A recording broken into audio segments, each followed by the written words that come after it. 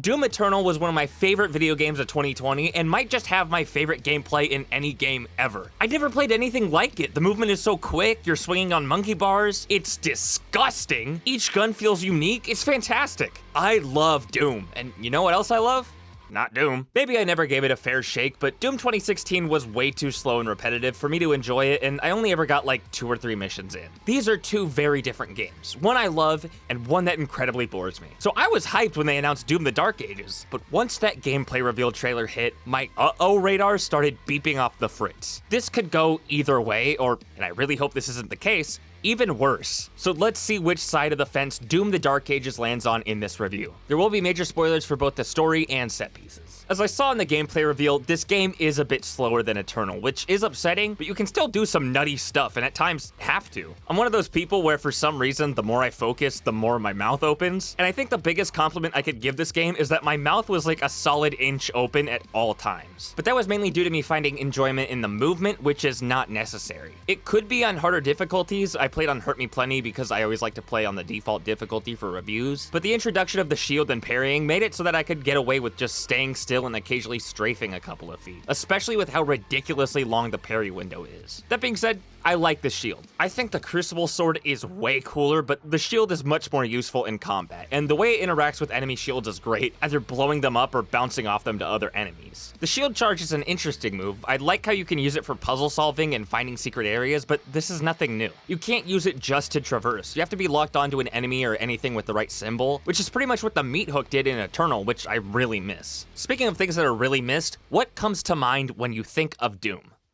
It rhymes with goop, exactly. And a huge source of goop in these games is the glory kills. Where are they? This game has executions, sure, which are kind of glory kills, but a vast majority of the time you would get a glory kill in the other games, you just hit them with your melee. And they do the exact same thing as glory kills, drops and all. It would be cool in any other game, but punching a demon in the face is infinitely lamer than, I don't know, shooting a grenade into a cacademon's mouth and ripping its eye out? Like, imagine if in the next Mortal Kombat game, they kept the uppercut brutality, but just completely removed fatalities altogether. It's fitting that this game is a prequel, because with all the stuff that it's missing, you would think it released between 2016 and Eternal. That's how it feels too. Both of these games are very different, which I like. I wish they all played like Eternal, but with 3 different styles, the series will attract and be enjoyed by more players. And this game's unique style is like a blend of the other 2. Quicker movements that let you zip around the map, but in a less improvised and not necessary way, with a shield that gives you the buffer room to be deliberate in your attacks. But hey, Doom the Dark Ages didn't just leave things out, it actually added quite a bit. There are nice quality of life features like choosing whether or not you want to use a life sigil, as sometimes they feel too good to use. They still have the meat on the bodies of demons blow off as a form of a health bar, and the objective markers let you know whether the next area will end the mission or be a point of no return. And let's address the big-ass Gundam in the room. The Doomslayer has a Lil Gideon-style mecha of himself. So this is a cool idea. I don't know what they were thinking in execution. It's cool you get to fight giant titans, but I already did that in the last game on foot, and I already had a blast with the turret and how stressfully small the window to shoot them is. Fighting giants as a giant feels exactly the same as if you were both 2 inches tall. The only differences are that now you move super slow and the way you interact with the combat arena. He was trying to save the city. You got the dragon. Sucks. The flying is okay, but the combat is just so easy. You just lock on, stay in the exact same spot, and dodge enemy fire. And the enemy ships you chase and shoot at feel like something they threw in to keep you from getting bored flying from place to place. And they're so infrequent that it feels like they threw in a dragon mission whenever they realized they forgot to add another dragon mission. And in those missions, you're on foot half of the time anyway. It's a cool idea, being able to do both in the same mission, but there's one mission where the 4 places you land are all exactly the same environment, creating no variety. And let me tell you why the dragon in Gundam are disappointing. I watched my brother try the game out because he's a fan of the series as well. He got to this part right here, saw this gnarly looking gun, and got so excited, only for me to tell him, dude, that's just the fully automatic. Like, this gun, the dragon, and the mech are disappointing because the game is so cool that the gameplay literally cannot live up to it. They swagged themselves into a corner. It's too cool not to be a letdown. I'm gonna get a bit nitpicky with the rest of the design. Like, they use pentagrams as like runes or evil portals, which I'm pretty sure makes sense. They also use upside down crosses, which weren't even a demonic thing originally. The mission box is distracting because the part of the screen it's on is out of focus. My brain refuses to see any logic behind the futuristic medieval look, despite how cool it is, and something's up with the music. music. I know that's gonna be a rough spot for a lot of people, given the company's track record with Mick Gordon and literally not paying him. And when I do think that's wrong and I feel for him, I'm not gonna hold that against the new musicians. But Doom has always had great music. That simple theme from the original is so iconic, and it's to the point that great music is to be expected. I almost graded on a curve where I just didn't notice it this time because it's great, but not above and beyond. But when I actually did focus on it and listen in, hot take, it was comparable to Mick Gordon's work. So for me, that means either most of the time it was just great enough to blend in but not be spectacular, or the volume balance between music and sound effects is way off. Another reason why this game struggles to live up to its own reputation is because I don't think it necessarily had to before. They were able to entertain in a different way by subverting our expectations and making us laugh. And there are still some funny moments in here. Payment required. I like the fact the Creed maker looks like he's from Monsters, Inc., but it's a problem when Mr. Waternoose has a more difficult boss fight than the main villain of the game. The Creed maker almost killed me, but I totaled Azarak twice in his Resident Evil mutation, and then I won a 2v1. The enemy designs suffer a bit from this too. Like, I love how the new Pinkies look, the old one is terrifying, but why doesn't the Cacodemon look funny anymore? But without any humor, some sections suffer because they just can't do what's expected. You see this utterly terrifying monster, the thing that I, as someone who has never read any of H.P. Lovecraft's work, can talk out of my ass and say with the utmost confidence looks Lovecraftian? Well, like how men with no experience think they could land a plane, Doom boosted my confidence to look this creature in the eye and say, yeah, I could take that thing. And I was right! I killed Cthulhu! You wanna know how you do it? In classic Kingdom Hearts fashion, you take a trip on the magic school bus into its tummy, take out a vital organ, and it croaks. That's it.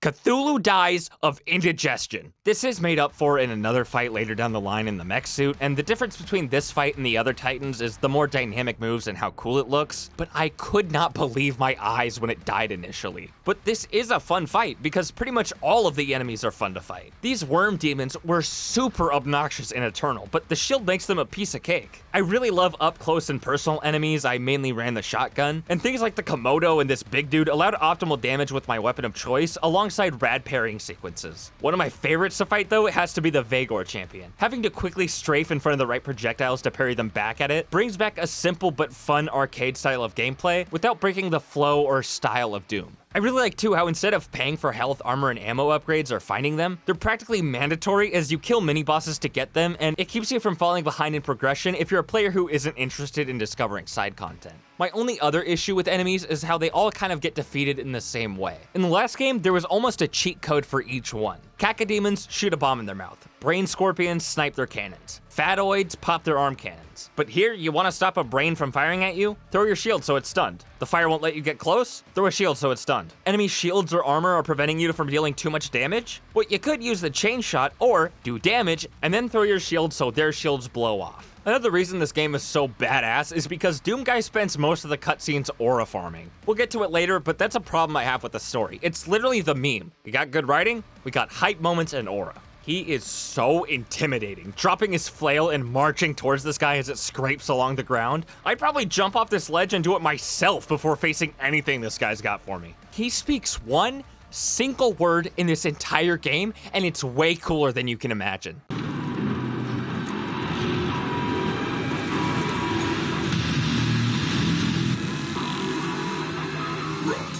He's so cool that Azarak, the demon he spends the game making his bitch, only has one cool moment, and it's because of the imagery of the Slayer's helmet being tossed through the portal. Speaking of, we gotta talk about the helmet. Personally, I do not like seeing his expressions through the visor. Like, seeing confusion and almost wonder in his eyes at the Arsenal Forge sort of breaks the imagery that a solid black visor brings that this guy is just a demon murdering machine. However, that's because a somewhat transparent visor is an in-between. I like a solid black visor, but on the other side of the spectrum, having a scene where his helmet is removed in the game that caps off this trilogy is crazy cool. His constant scowl lives up to his reputation, and seeing his whole face brings up a humanity that makes him more interesting. Seeing the eyes humanizes and weakens a machine, something with peak efficiency in violence. But seeing the whole face shifts the perspective to seeing a human at peak performance. Obviously, you don't stand a chance against the Doomslayer to the point that it's a joke. But not standing a chance against Doom Guy, a human like you, makes you buy new underwear. Two more things about Doom Guy. I think it's cool he does look a bit like his canonical ancestor, BJ Blazkowicz. And secondly, he might be an idiot. I do not understand what possible tactical advantage there could be in releasing Cthulhu, but frankly, I don't understand anything. I didn't play 2016, and back in 2020, I did not pay any attention to the story of Eternal, which I thought would be okay because this game takes place before both of them. Boy, was I wrong. Maybe I would have understood it had I known the story of those games, or maybe I'm supposed to read the codex entries, but if I've never done that in any other game, I'm certainly not doing it in Doom. The story started off okay. The Doomslayer was mind-controlled and essentially a tool for the makers, and I thought the demons too. Turns out, those are two completely separate entities, even though they do end up working together later. I may be an idiot. There's people who kinda look like him, the Sentinels, which I assume he was part of at some point given the similarities in armor, but eventually he breaks out of the mind control.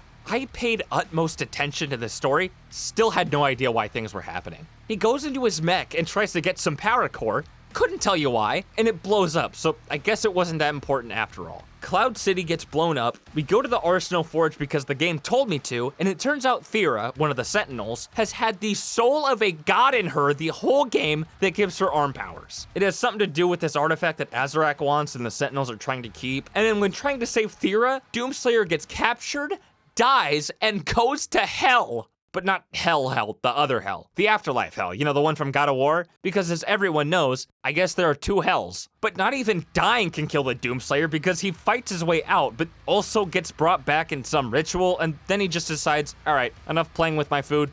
I'm just gonna dog walk this guy now. And then once he kills him, it turns out that the demons were controlled by him, and now that he's dead, he's gonna battle them forever as they run rampant. So I guess it does tie into the other two games and explains why the demons are attacking, but the demons literally behave the exact same way on their own as they did under his control, so maybe Azarak was just talking out of his ass, but nothing changes. The story in this game is just so odd and disconnected. But frankly, I can't even be mad at that. The story is incomprehensible because it's Doom. Nobody plays these games for the story, and that's fine. They stay in their own lane, and frankly, I'm glad this game is still Doom. Yeah, I have plenty of problems with the gameplay, presentation, but I can't say this game feels inauthentic. I just don't think it's for me. Again, these three games are all very different from each other, while still feeling connected and part of the same saga. And because they're different, each one is gonna be another person's favorite. It's not like some sequels nowadays where the only difference is technical performance and upgrading the same system, so the new one is pretty much factually better than the last. And because of that, this game just isn't my favorite. Not to any faults of the game itself, but because I gravitate towards the style of Eternal more, and the moves this game makes just aren't for me. This definitely is a good game, and while it struggled towards the middle with some rough moments and setups, it definitely picked up at the end with a great finale. I'm gonna give Doom the Dark Ages a 7 out of 10, with the caveat that I'm more than willing to acknowledge that this is going to be a 9 or even a 10 out of 10 for some people. And for good reason. It's not exactly to my taste, but it's absolutely a good game, and I can't say no to more Doom. I should really stop talking.